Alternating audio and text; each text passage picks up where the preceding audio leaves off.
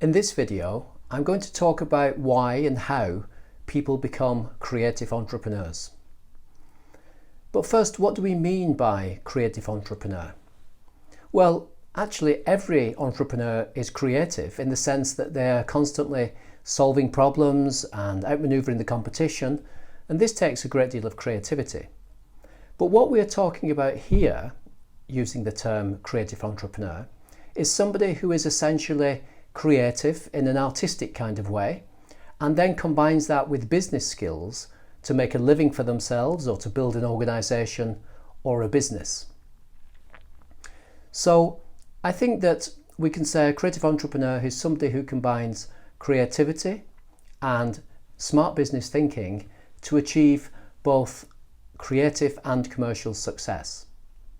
I should point out that creative entrepreneurship happens in non-for-profit organisations, in social enterprises and in larger institutions that don't have a commercial aim as such.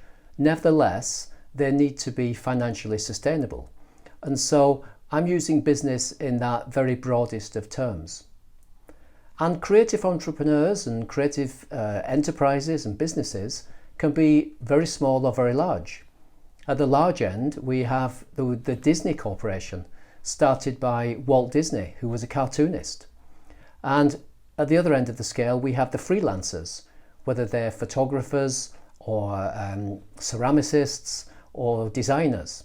So creative entrepreneurship covers a huge range of different activities, but the essence is that people are essentially creative in some artistic way and then combine that with business skills to make things work in the way they want to. So why do people start to become creative entrepreneurs? It's very hard to generalize. There are no hard and fast rules, but I would say that in many instances, people's starting point is not business, but their creativity. They are passionate about something they can do well. They want to spend their lives creating in one sense or another. And then they want to combine that with making a living for themselves, and therefore they have to deal with the business side of things. And with creative entrepreneurs, I think that the mission, the culture, the lifestyle is important. In other words, yes, money and financial sustainability is crucial, but it's not the be-all and the end-all. Far from it. I think that people are usually motivated primarily by some creative talent or passion and then build a business around that. So how do people start? Well, I think young people very often start with friends, perhaps at school even, or university, or when they're in their young working lives. And that might be a rock band, it might be some kind of cultural project, some theatre perhaps, or comedy. It might be designing something or working in one of the many other fields or subsectors of the creative and cultural industries.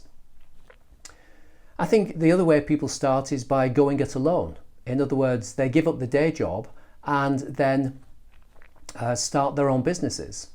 So perhaps they've been working for some years in advertising or video making or website design for a company as an employee, and then at a certain point, for particular reasons, want to go it alone. And so they set up as freelancers or perhaps a small company. They may remain small or they might start employing people. But again, they've come to it out of regular employment and become entrepreneurs. And then many other people take advantage of creative hubs and startup programs. So they are attracted to the idea of starting a business from their creativity or their talents, and then they use the opportunities provided to them by creative hubs, particular business support schemes of various kinds around the world, accelerators and incubators that are there to help creative people set up their own businesses in a commercially successful way. And how do they become entrepreneurs? Well, I think that some people are forced into it actually, and in my country, the United Kingdom, there are statistics about how many people become entrepreneurs. In other words, set up their own businesses or become self-employed. The harsh truth is that many people have to do that because they're made redundant, or they lose their regular employment, or the companies they work for prefer to use freelancers rather than employees. And so they're forced into a position where they need to register as self-employed or set up a small company. So you might say they're reluctant creative entrepreneurs at first, but many of them then learn the skills and become hugely successful. I think a lot of creative entrepreneurs would also say that they are what you might call accidental entrepreneurs. Their motivation was to set up in business doing their creative thing, or set up an organization or company, and then they had to deal with entrepreneurship by necessity. They had to deal with all that stuff, whether it's contracts, financial management, dealing with employees, talking to accountants, dealing with the tax authorities, and all the business stuff that goes along with creative entrepreneurship. So they might have been reluctant or accidental entrepreneurs, again in the first instance.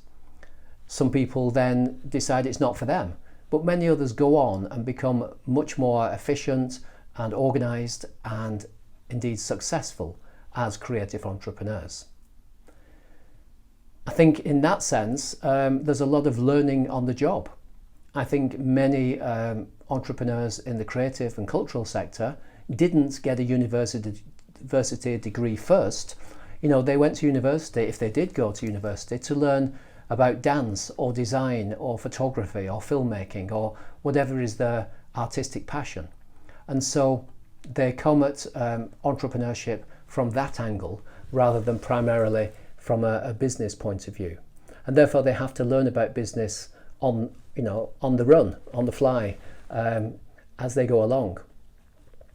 And I think combined with that is a certain amount of discomfort, particularly at the beginning, where people think, well, I'm essentially a creative, I'm not a business person. I don't even want to see myself as a business person perhaps, or although I'm doing business. And so, sometimes there's a little bit of discomfort or awkwardness in, accepting and then initially, eventually embracing the fact that they are indeed creative entrepreneurs, combining their creative talents with smart business thinking and achieving both creative and commercial success. So I would say that a creative entrepreneur, in conclusion, is somebody who combines creativity and business in a meaningful and purposeful and successful way.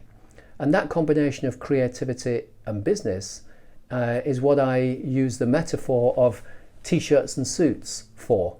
T-shirts being the cool creative people, suits representing smart business thinking.